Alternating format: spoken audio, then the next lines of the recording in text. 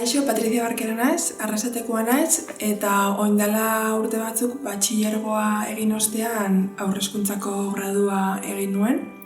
Eta hau bukatu eta handik urte pare batera nire ibilbide profesionala zabaltzea eta esperientzia berriak edukitzea erabaki nuen. Industria munduarekiko interesa piztu zitzaidan eta fabrika baten egon nintzen denbora tarte baten lanean. Nire burua eroso ikusi nuen eta orduan fabrikazio mekanikoarekin lotura zuten ikasketak egitea erabaki nuen.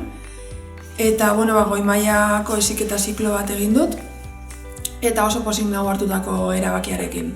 EMG aukeratu nuen aurreko ikasketak ere Mondragon Unibertsitatean burutu nituelako eta metodologia gustatzeaz aparte ateirekin jardunaldietan egon nintzen eta ekipamendu teknologiko onak zituela ikusita animatu egin nintzen ikasketak egitera. Hasieran apur bat kosta zitzaidan inguru berrienetara moldatzea, zerotik hasten bainitzen. Hala ere ikasturtea aurrera joan ahala, primeran murgildu nintzen fabrikazio mekanikoko munduan.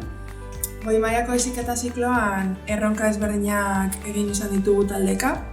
Esate baterako geometria ezberdineko piezen serieko fabrikazioa, entxegu probeten prozesu guztia ezagutu, eta honek talde lanerako kompetentzia lantzen lagundu izan digu. Gainera, enpresa ezberdinetan ere egon izan gara bizitan, eta horrek azken finean errealitate ezberdinak ezagutzeko aukera eskaini digu. Bestalde, formazio dual egiteko aukera ere eduki dut.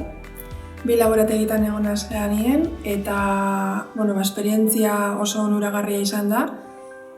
Honen bitartez, lehendik barneratuta nituen konpetentzia batzuk indartzeko aukera eduki dut, esate baterako talderanerako konpetentzia, komunikaziorako gaitasuna, eta bestalde konpetentzia berriak barneratzeko aukera ere eduki dut. Esan bezala, 2 laborategitan egon lanean, materialen laborategian eta gainazal teknologien laborategian.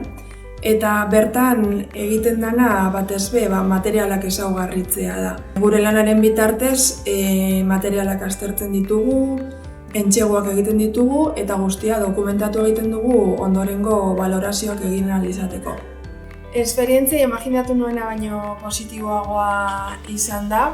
Izan ere, eduki aldetik gauza asko ikasteaz aparte, profil profesionala osatzeko gauza asko ikasi ditudalako ere. Goi mailako heziketa zikloak eta dual formazioa egitearekin batera, esperientzia ezberdinak izateko aukera ere eduki dut. Esate baterako, otsailean Aizen ospatu zen kongresu batera joan nintzen. Kongresu hau Europako herrialde ezberdinetako gaztei zuzendutakoa zen, automozio mundura erakartzeko. Eta bertan nire egitekoa goi mailako heziketa zikloko eta dual formazioko testigantza ematea zen. Esperientzia oso positiboa eta polita izan zen. Hala ere, erronka handia ere izan zen, testigantza ingelesez eman nuelako.